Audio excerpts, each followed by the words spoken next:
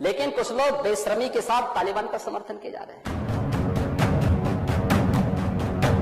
15 अगस्त के दिन तालिबान ने अफगानिस्तान पर कब्जा कर लिया था और पूरे देश पर अचानक फिर से कट्टर शरिया कानून थोप दिया गया, जिसका असर अब वहां देखने को मिल रहा है। अब इसे संयोग कहिए या प्रयोग, पर लगभग उसी समय उत्तर प्रदेश के मुख्यमंत्री योगी आदित्यनाथ ने राज्य में आतंकवादी गतिविधियों में शामिल लोगों की धरपकड़ के लिए कुछ जगहों पर एटीएस कमांडो सेंटर खोलने का निर्णय लिया था।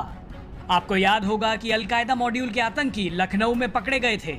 बहरहाल सीएम योगी के इस फैसले का उस समय काफी विरोध हुआ था, खास तौर पर देवबंद में एटीएस कमांडो सेंटर खोलने के निर्णय को लेकर।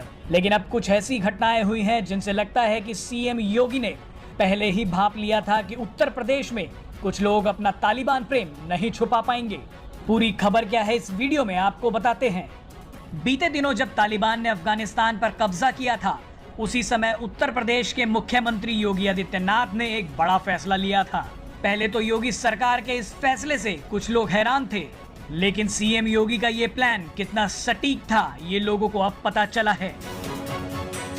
दरअसल एक हिंदी अखबार को दिए गए इंटरव्यू में दारुल उलूम के प्रिंसिपल और जमीयत उलेमाए हिंद के अध्यक्ष अरशद मदनी ने कहा है कि हम किसी को दहशतगर्द नहीं मानते। तालिबान भी दहशतगर्द नहीं है। तालिबान तो गुलामी की जंजीरों को तोड़कर आजाद हो रहा है। अगर वो गुलामी की जंजीरें तोड़ते हैं तो हम ताली बजाते हैं। अगर वो दहशतगर्द हैं तो फिर नेहरू और गांधी भी दहशतगर्द थे। आपको बता दें कि इससे पहले समाजवादी पार्टी के सांसद शफीकुर रहमान बर्क और शायर मुनव्वर राणा ने भी तालिबान का खुलकर समर्थन किया था। ये वो लोग हैं जिनकी बातें हजारों लोग सुनते हैं और मानते हैं। तो ऐसे लोगों का तालिबान का खुले तौर पर समर्थन करना कितना खतरनाक हो सकता है। हैरानी की बात तो यह है कि हिंदुत्व पर बड़े बड़े सेमिनार करने वाले फर्जी बुद्धिजीवी इस कट्टर समर्थन पर चुप हैं और अपने अपने बिलों में छिप गए हैं। चलिए अब आपको योगी सरकार के उस फैसले के बारे में बताते हैं जिसने कईयों की रातों की नींद उड़ा दी है। दरअसल सीएम योगी के सूचना सलाहकार शलभ मणि त्रिपाठी ने कुछ समय पहले एक ट्वीट करते हुए ये बताया था कि तालिबान की बर्बरता के बीच यूपी की खबर भी सुनिए। योगी जी ने तत्काल प्रभाव से देवबंद में एटीएस कमांडो सेंटर खोलने का निर्णय लिया है। युद्ध स्तर पर काम भी शुरू हो गया है। प्रदेश भर से चुने गए करीब 1.5 दर्जन तेज तर्रार एटीएस अफसरों की यहाँ तैनाती होगी।